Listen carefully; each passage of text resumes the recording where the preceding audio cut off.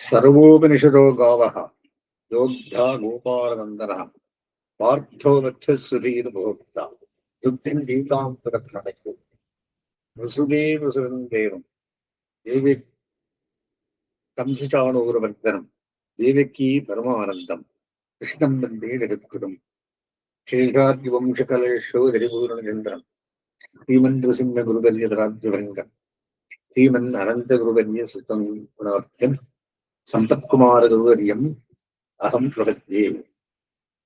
பகவத்கீதா சாரம் சாஸ்திராவதனம். வேதங்களுக்கு மேலான உயர்ந்த புராணம் கிடையாது. இதிகாச ஸ்ரேஷ்டமான ஸ்ரீராமாயணமும் மகாபாரதமும் வேதத்தை உபபிரம்மணம் செய்ய அவதரித்த காவியங்கள். 5வது வேதமாக புலாவப்படுவது மகாபாரதம். மகாபாரதத்தால் தூதுபோனவனேத்தம் சொல்லுகிறது என்கிறபடி இது கண்ணனுடைய பெருமையை சொல்லும் இதிகாசம். 1.25 லட்சம் கிரந்தம் கொண்டது மகாபாரதம். இதில் சாரமானவை 2. ஒன்று கண்ணன் நேரே எழுதிய பகவத்கீதை, மற்றொன்று கண்ணன் திருமுன்பே பீஷ்மர் எழுதிய சகஸ்ரநாமம். பரதத்துவமான கண்ணன் நான் தான் பரதத்துவம் என்று பரிசாத்துவதாக அமைந்துள்ளது கீதை. தத்துவதரிசியான பீஷ்மர் இதுதான் பரதத்துவம் என்று கண்ணனை காட்டிச் சொன்னது சகஸ்ரநாமம். வேதாந்த விழுப்பொருளை வடிகட்டி நமக்கு பெருக பால் என பெறுகிறான் கண்ணன் கீதையில். எல்லா விருகத்துக்களும் பசுக்கள். கோபால நந்தனான கண்ணன் அர்ஜுனனை கன்றாக கொண்டு அவன் வியாஜமாக இப்பசுக்களை கறந்து கீதாமிரதமான பாலை உலகத்தவர் பெருகும்படி தந்தருளினான். அடுத்த ஸ்லோகம் கண்ணனை ஜெகத்குருவாக போற்றுகிறது. அவர் ஆச்சாரியர்கள் கண்ணனை கீதோபனிஷதாச்சாரியன் என்று வாய் நிறைய அழைத்து மகிழ்கின்றனர். பகவத்கீதை 18 அத்தியாயம் கொண்டது. பாரத யுத்தம் தொடங்கும் போது பாண்டவ சைன்யம் துரியோதனன் கௌரவ சைன்யம் எதிரிகளாக அணிவகுத்து இருக்கின்றன. பாண்டவர்களில் சிறந்த வில்லாளியான அர்ஜுனன் அனுமக்குடி பொருத்திய தேரை கண்ணன் பார்த்தசாரதியாக தேரோட்டி இடத்தில் அமர்ந்து நடத்த, அண்ணா இரு சேனைகளின் மத்தியத்தில் தேரை சிறைத்து நிறுத்துவாயாக என்று அர்ஜுனன் நியமிக்க அப்படியே கண்ணனும் செய்கிறான். எதிரி சைன்யத்தில் உறவினர்களும் ஆச்சாரியர்களும் நிறைந்திருப்பதை கண்ட அர்ஜுனன் இவர்களை கொல்லுவது பாப்பமாயிற்று என்று ஒக்கப்பட்டு, நான் சண்டையிட்டு இவர்களை கொல்ல மாட்டேன், இவர்களை எல்லாம் கொன்று பெறும் ராஜ்யம் எங்களுக்கு வேண்டாம் என்று யுத்தத்தினின்றும் விலக எண்ணி தன் வில்லான காண்டீவத்தை கீழே எறிகிறான். கண்ணன், அர்ஜுனா, இப்படி செய்வது தவறு. யுத்தம் பண்ணுவது க்ஷத்திரிய தர்மமாகும். யுத்தம் பண்ணி பொருள் பெறுவாளாக என்றவருக்கு கீதா சாஸ்திரத்தை உபதேசம் பண்ணுகிறான். அஸ்தானத்தில் இடமில்லாதவிடத்தில் ஸ்நேகம் காருண்யம் இவை காட்டி தர்மம் ஏது என்று நிச்சயிக்க முடியாமல் குழம்பி, எனக்கு ஏது ஸ்ரேஸ்திரமோ அதை நீயே நிச்சயித்து சொல்ல வேண்டும். உன்னை அடிபணிந்து உனக்கு சிஷ்யனாயிருந்து கேட்கிறேன், அருளி செய்ய வேண்டும் என்று கேட்ட அர்ஜுனனுக்கு மோட்ச சாஸ்திரமான கீதையை அருளி செய்கிறான் கண்ணன். கீதோபதேச கடைசியில் என்னுடைய ஐயமெல்லாம் விளங்கினார், நான் தினென்று நீ சொல்லுகிறபடியும் செய்வேன் என்று அர்ஜுனன் சொல்லி யுத்தத்தில் ஊக்கமுடையவனாகிறான். அர்ஜுனன் மனதில் குழப்பத்தை விளைவித்தவனும் கண்ணனே, அதை தெளிவிப்பவனும் கண்ணனே. அர்ஜுனனை கீதையை ஓர் அளவுக்கு புரிந்து கொண்டான், ஆழ்ந்து கற்று தெரிந்தான் என்று சொல்ல முடியாது. வார்த்தை என்றும் பெருவார்த்தை என்றும் மெய்மை பெருவார்த்தை என்றும் பகவத்கீதை, அதிலும் முக்கியமான கண்ணன் தரும் அபயப்பிரதானமான சரமஸ்லோகம் போத்தப்படுகிறது. இதை உண்மையில் உணர்ந்து அதன்படி நடைமுறையில் இருந்து காட்டியவர்கள் அவர் ஆழ்வார்களும் ஆச்சாரியர்களுமே. பாரத யுத்தத்தின் நடத்தையை பிரிவிக்குள்ளனான திருதராஷ்டிரனுக்கு கிருஷ்ண பக்தனான சஞ்சயன் விவரிக்கிறான்.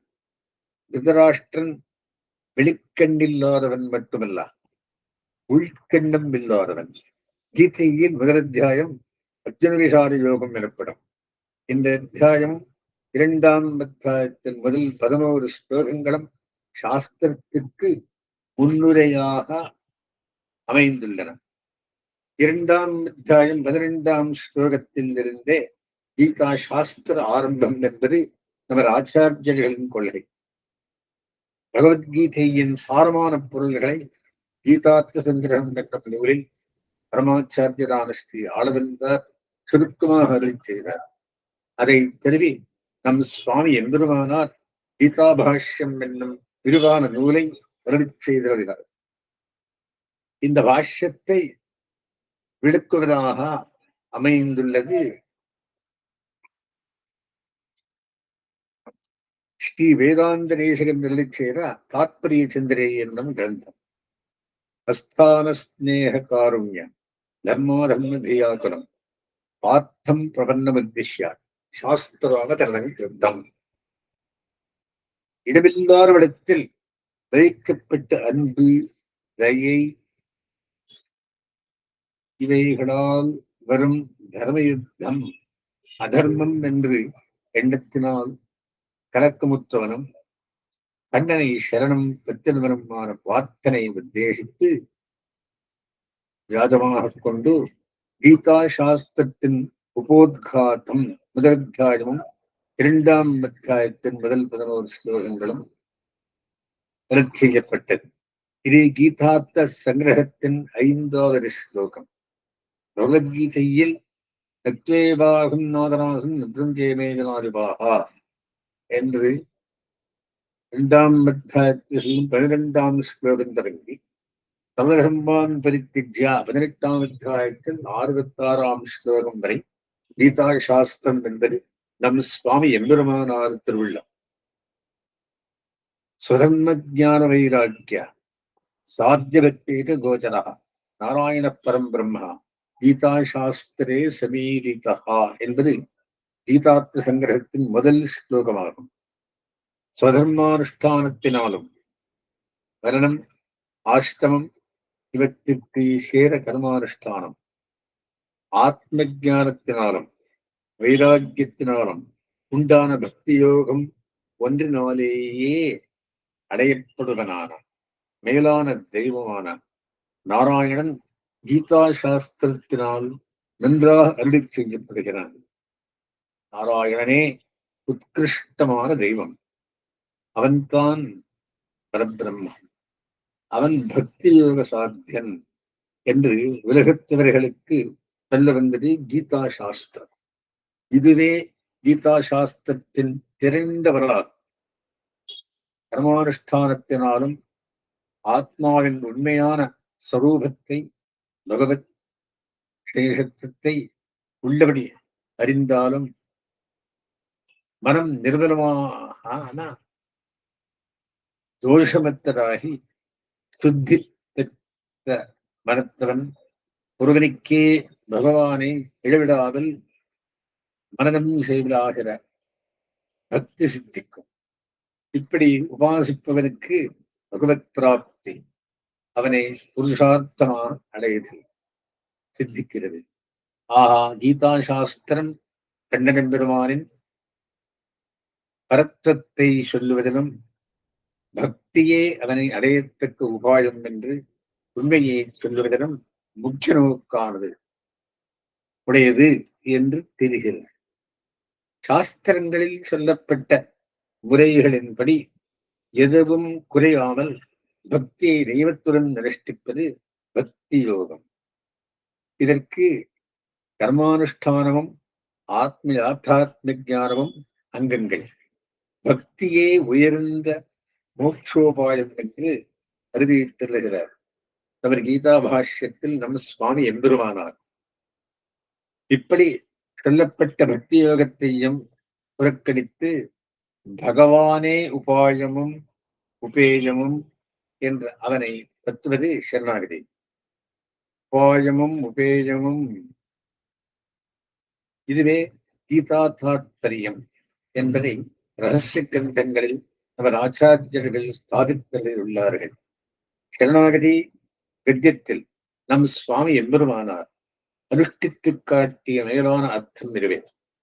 பக்தீக கோச்சரா நாராயணம் பரம் பிரம்மா என்பதற்கு மூச்சுமான பக்தனுக்கு உபாயமும் உபேயமும் எம்பெருமானே என்று ஏகசப்தார்த்தமாக சொல்லப்படுவதுண்டு.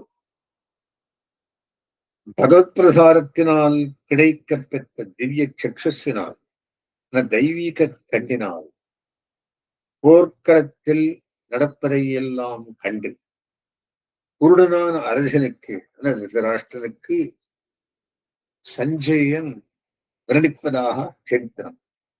கீதையில் முதல் முன்னம் அரசனின் கேள்வி பார்க்கப்படுகிறது. தர்மக்ஷேத்திரே குருக்ஷேத்திரே சமவேத்தாயுத்சவ ஆமகா பாண்டவாஸ்தேவ கிமு குருகர சஞ்சயா. தர்மம் விளையும் பூமியான குருக்ஷேத்திரத்தில் யுத்தம் பண்ணுவதில் முயற்சி கொண்டு கூடியிருந்த என்னவர்களும் பாண்டவர்களும் என் பிள்ளைகளும் பாண்டு குமாரர்களும் என்ன செய்தார்கள்? இது கேள்வி. யுத்தம் செய்ய கூடியவர்கள் என்ன செய்தார்கள் என்று ஏன் கேட்க வேண்டும்? என் பிள்ளைகள் என்று தனது துரபிமானத்தை முதலிலேயே காட்டுகிறான் அரசன். தன் பிள்ளை நிச்சயமாக வெற்றி பெறுவான் என்று நம்பிக்கை அவனுக்கில்லை. தர்மம் விளையும் பூமியில் மகிமையினாலும் தமது சாத்வீக வைபவத்தாலும் பொதுவாக நாசத்தை விரும்பாத தர்மபுத்திரர் யுத்தத்தரென்றும் விலகிவிட்டாரா? அல்லது க்ஷேத்திர மகிமையினால் என் பிள்ளை சிறிது நிலம் தந்து அவர்களுடன் சமாதானம் செய்து கொண்டானா? இது அரசன் மனத்தில் ஓடும் எண்ணம். ஆனால் சஞ்சயன் பதில் இவ்வெண்ணத்தை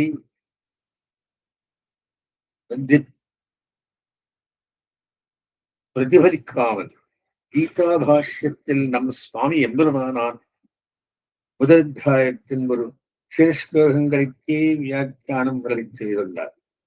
துரியோதனன் தனது சேனையின்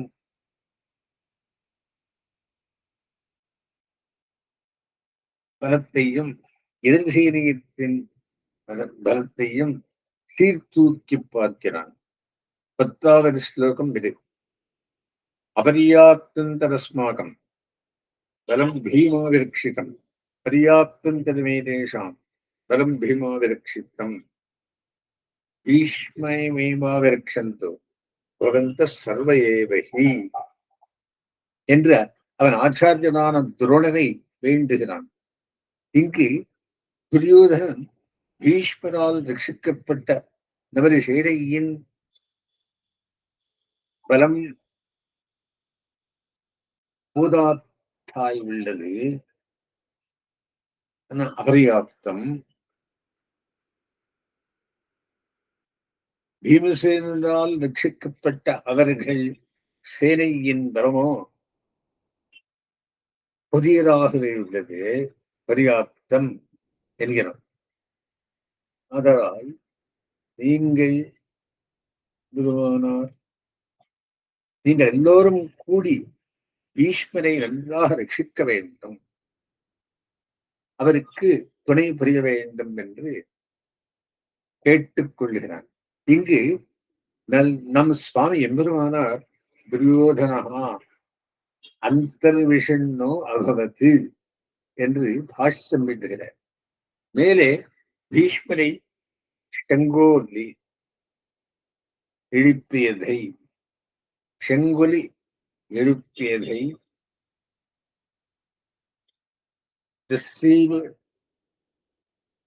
விஷயம்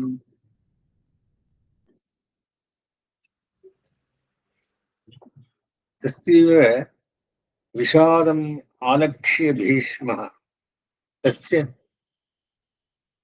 பரிசம் ஜனயித்தும் அவன் துக்கத்தை கண்ட பீஷ்மர் அவனை உற்சாகம் ஊட்டுவதாக சொன்னேன் என்று எழுப்பினார். செங்கோ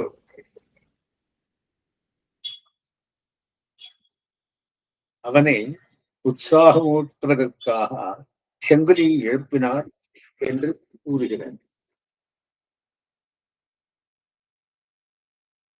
துரியோதனன் தன் வெற்றி நிச்சயம் என்று எப்பொழுதும் நம்பும் இயல்பினான், நம்பும் சுவாபாவிகன்.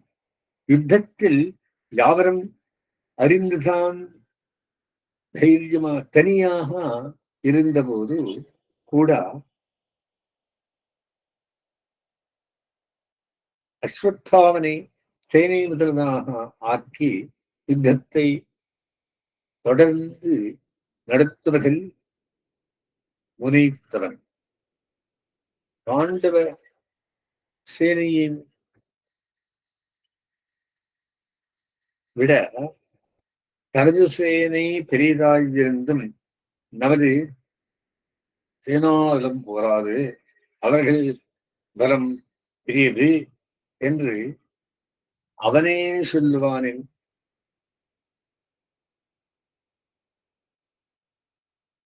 அவன் உள்ளம் மிகவும் கலக்கமுற்றான் என்றும் அந்த கலக்காததை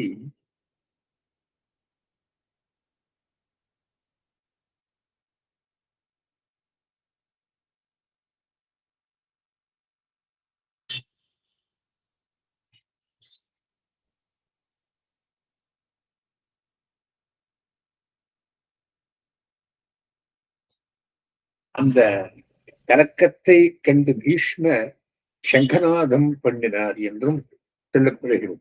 இந்த ஸ்லோகத்தில் தத்துவார்த்தம் எதுவும் இல்லை, அதை போக்கு மட்டும் தான் உள்ளது. ஆயினும் துரியோதனன் பேச்சை ஆழ்ந்து ஆராய்ந்து அவன் உள்ளத்தில் ஓடும் கருத்தை விளக்குவது நம் சுவாமி எம்பெருமானார் பாஷ்யத்தில் தனிச்சிறப்பு. கதை போக்கையே இப்படி ஆழ்ந்து நோக்கி பிரகடனத்துக்கு குருஷேரா விளக்கும் சுவாமி தத்துவார்த்தனம் தத்துவார்த்தைகளை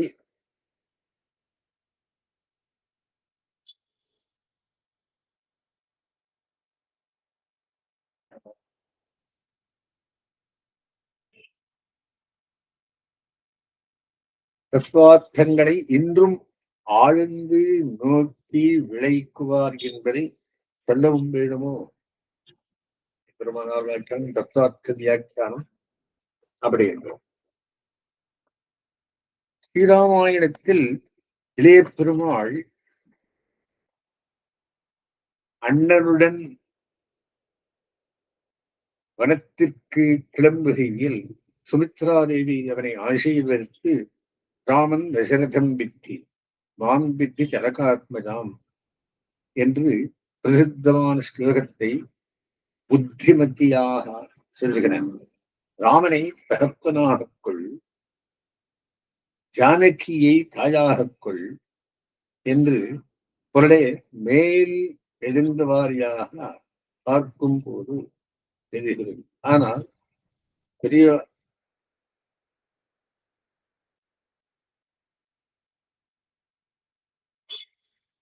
ராமனை தகப்பனாகக் கொள், ஜானகியை தாயாகக் கொள் என்று பொருளே மேல் எழுந்த வாரியாக பார்க்கும் போது தெரிகிறது. ஆனால் பெரியமாச்சான் பிள்ளை தசரதனை ராமனாக எண்ணு, என்னை சீதையாக எண்ணு என்று தாயை சென்றவராக விளக்குகிறார். இதுவே இளைய இளைய பெருமாளுடைய இயல்புக்கு சேரும். உனக்கு எல்லாமான ஸ்ரீராமனை சேவிக்கும் பொழுது தகப்பனையும் அன்புடன் நினைப்பாயாக என்று தாய் மகனுக்கு சொல்லுகிறார். எனது இதன்தானே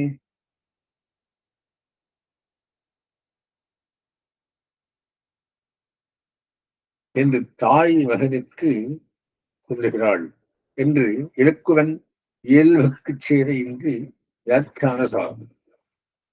பாண்டவர் மேலுள்ள பகை உணர்ச்சியால் துரியோதனன் அவர்கள் அழிவார்கள், நானே வெற்றி பெறுவேன் என்று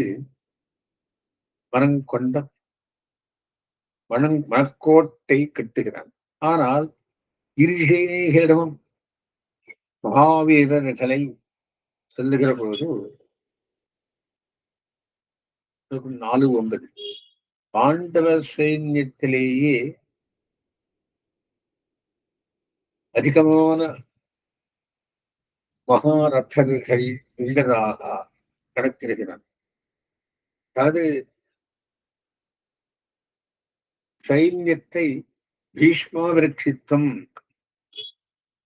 என்பது யுக்தம். பீஷ்மன் மகாவீரர், சேனாதிபதி, புரவதல்வர் என்று பலபடியாலும் பெருமை பெற்றவர்.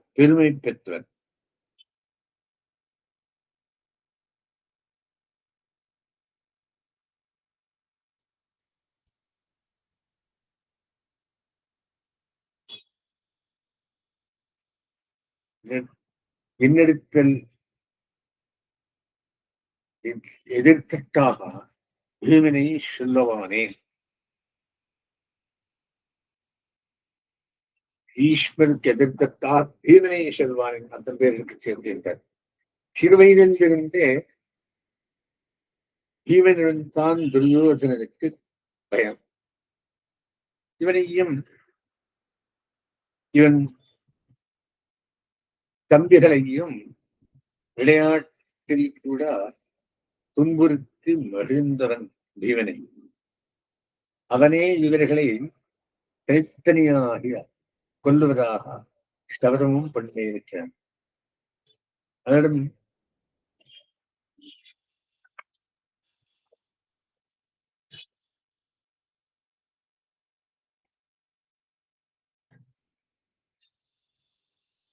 அவரிடம் நிர்பயம் இருந்தது துரியோதனனுக்கு என்பது துரியோதனனுக்கு தெரியும். மேலும் பீஷ்மரை சேனாதிபதியாக இருத்தனாராயனும் அவர் தர்மத்திலேயே கருத்துள்ள பாண்டவர்களிடம் தனி அன்பு பூண்டவர். அவர்களிடம் தம் வலிமையை பூர்ணமாக காட்ட மாட்டார் என்ற ஐயமும் துரியோதனனுக்கு உண்டு. போரின் துவக்கத்தில் தர்மர் தன்னை வென்று வணங்கிய போது ஐயம் பெறுவாய், ஜெயம் பெறுவாய் என்று அவனை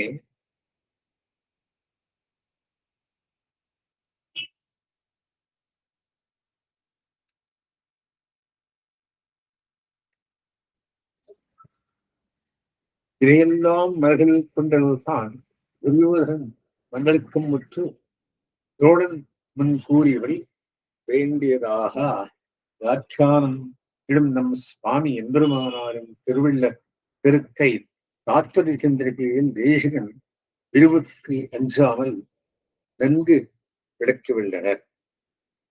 மேலே பீஷ்மர் செங்குலி எடுப்பது கண்டு பாண்டவ சேனை வீரர்கள் சேர் வீரர்கள் செங்கொலி எழுப்பினது சஞ்சயன் அவரிடம்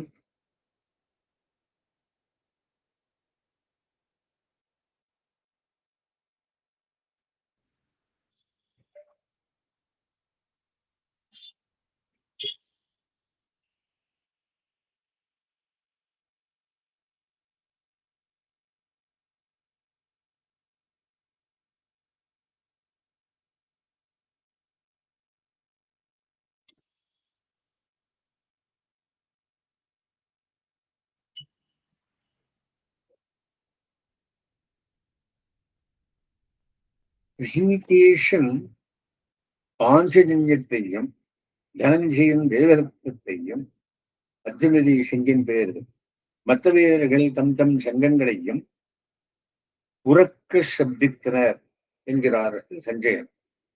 இங்கு சுவாமியின் பாஷ்யம் தனிச்சிறப்புடைய விளங்குகிறது. பீஷ்மரின் அச்சங்கொல்லியை கேட்டு சர்வேஸ்வரா பார்த்தசாரதி ரதீச்சா ஸ்ரீமத் பாஞ்சஜன்ய தேவரத்தம் திவ்யௌ சங்கௌ பதத்மது என்று அருளிக்கிறார் நம் சுவாமி. இந்த அழகான பங்கிகளை விளக்கமும் வேண்டுமோ? ரதி என்பது எஜமானனை, சாரதி என்பது பணியாளனை. ஆனால் இங்கு சாரதி சர்வேஸ்வரன் இவர்கள் சங்கரனை ஸ்ரீமத் வெற்றி பொருந்தியவை என்றும் திவ்யௌ தெய்வீகமானவை என்றும் குறிப்பிடுகிறார்கள். அப்பொழுதே கௌரவர்கள் தங்கள் பலம் பயத்தோடி நன்கு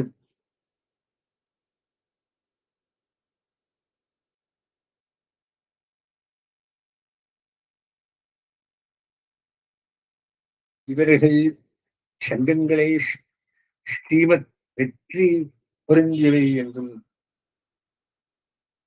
திவ்யௌ சங்கௌ பிரதுத்மது குறிப்பிடுகிறார். அப்பொழுது கௌரவர்கள் தங்கள் பலம் பயத்தது என்று நெஞ்சுடைந்து உணர்ந்தவர் என்று அவர்கள் வெற்றியை விரும்பிய அரசனிடம்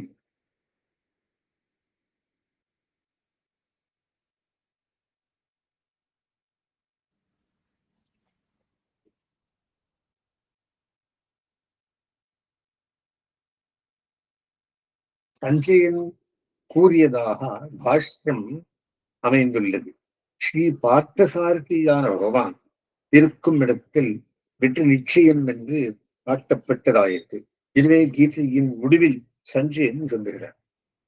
இதே சமயத்தில் அர்ஜுனன் நெஞ்சில் இன்னொரு விதமான மிக பெரும் கலக்கத்தை கண்ணன் விளைவித்து அது தான் இது காண்கிறோம். எதிரி சைன்யத்தில் கிட்டின விடுவினர்கள் பாட்டனார் மாமன் முதலானோர் நண்பர்களை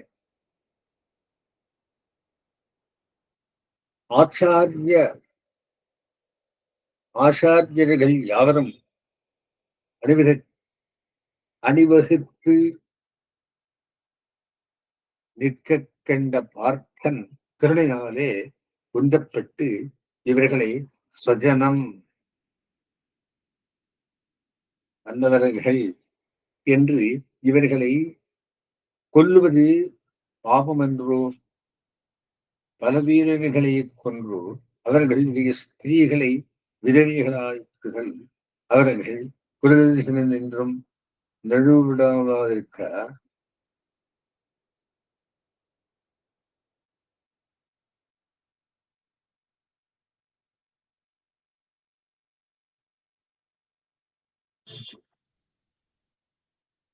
குலநாசம் ஏற்படும். இப்பாஷ் இப்பாபச்செயலில் நான் எழமாட்டேன். சண்டையிடாத எங்களை கௌரவர்கள் கொன்று வெற்றி பெற்று ராஜ்யமாடட்டும் என்று கண்ணியடன் கூறினான். அர்ஜுனுடைய உள்ளம் கருணை நிறைந்தியது. கருணை உள்ளம் படைத்தவனை சிறந்த வீரனாக முடியும். அவன் சுவாவம் உத்தமமானது. எதிரிகளானாலும் அவர்கள் மோட்சம்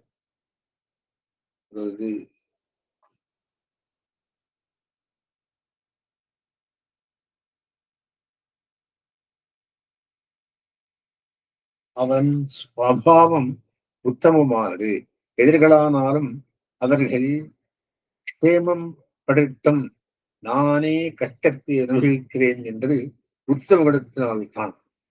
இவர்கள் துர்க்கத்தியை கண்டு சொன்னேன். நான் ஒருவன் நரகம் பிறந்தாலும் இவர்கள் யாவரும் வாழ்ச்சி பெறுவார்கள் என்றோ என்று சொன்ன நம் சுவாமி எம்பெருமானாரும்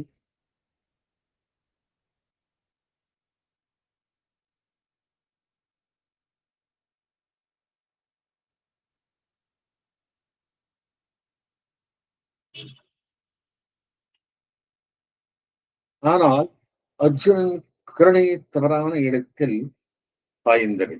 அதனால் அக்கருணை அதர்மமானது, குத்தம் புத்தது. அஸ்தான ஸ்நேகாரண்யா தர்மாதர்மதேயாகுரம் என்று கீதா சாஸ்திர சங்கிரகத்தில் இதை பட்டியலுகிறார் ஸ்ரீ ஆனவன். நீர்மையினால் நூத்து வருவியா என்பது ஆழ்வார் திருவாக்கு. நீர்மையினால் கௌரவ வாய்ந்தனர்.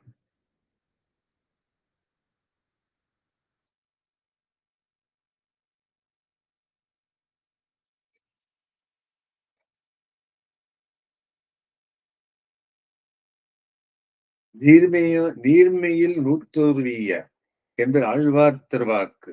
நீர்மை இன்மையால் கௌரவர் மாய்ந்தனர். நீர்மை நெஞ்சம் படைத்த பாண்டவர் வாழ்ந்தார்கள். ததுசூயாகத்தில் உறுதிகட்ட சிகரம் காண வியாசர்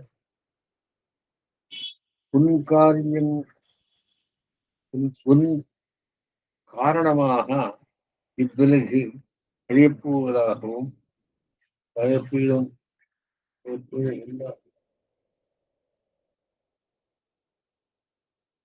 காட்டுகிறது. உன் காரணமாக இவ்வுலகம் அழியப்போவதை காட்டுகிறது. இச்சக்குணம் என்ன மிகவும் சோகமடைந்து தருமன் அதிகமான பொறுமையை கை கொண்டான். திரௌபதியின் பேராபத்திலும் மௌனமாக இருந்தான். ஆனால் யுத்தத்தில் பொழுது காட்டப்பட்ட சூழ்நிலை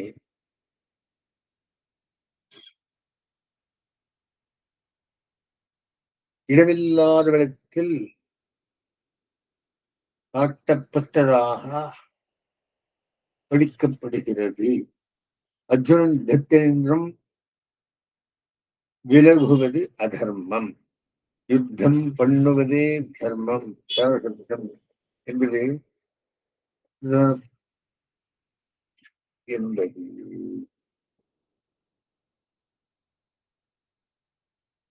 கீதை அனுசரித்து அவதரித்து அர்ஜுனனும் மாயோனை அடிபணிந்து எனக்கு நன்மையை நீயே நிச்சயித்து சொல்ல வேண்டும், சொல்ல வல்லவன் சிஷ்யனான அடிபணிந்து என்று கேட்டு எனக்கு செல்லுமாகா என்று கேட்க, பிரபந்தனான அவனை வியாமோகம் கொண்டு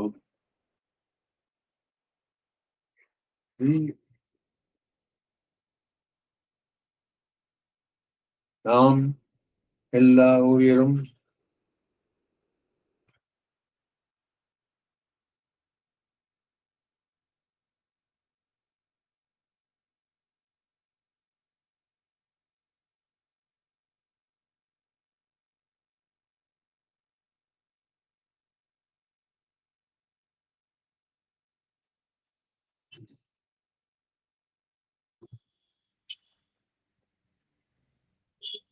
நீர்மையில் நூத்தவர் வீயா என்பது ஆழ்வார் திருவார்த்து.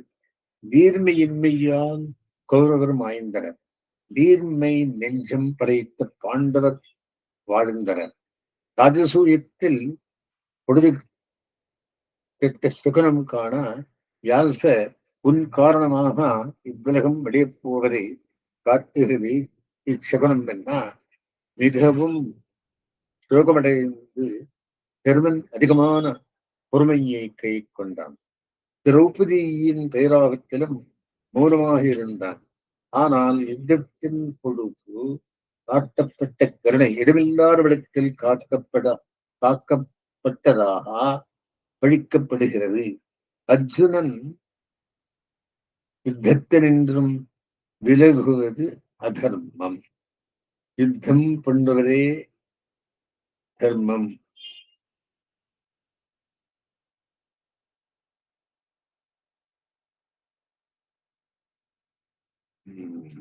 என்பதை அவன் நெஞ்சிலே வலியுறுத்துவதே கீதை அவதரித்தது. அர்ஜுனன் மாயோனை அடிபணிந்து எனக்கு நன்மையை நீயே நிச்சயித்து செல்லவல்லவன், கிறிஸ்தனாக அடிபணிந்து நின்று கேட்கும் எனக்கு சொல்லுவாயாக என்று கேட்க, பிரபந்தனான அவனை வியாஜமாகக் கொண்டு நாம் எல்லோரும் பயனடையும் பொருட்டு கீதா சாஸ்திரத்தை உபதேசம் பண்ண முயல்படுகிறான் கண்ணன் பெருமான். இது முதற்காயத்தினுடைய அர்த்தம். அஸ்மத்குருதமாரம்பாம் யதிசேகர மத்தியமாம் லக்ஷ்மி வல்லோதரயந்தாம் வந்தே குரு பரம்பராம்.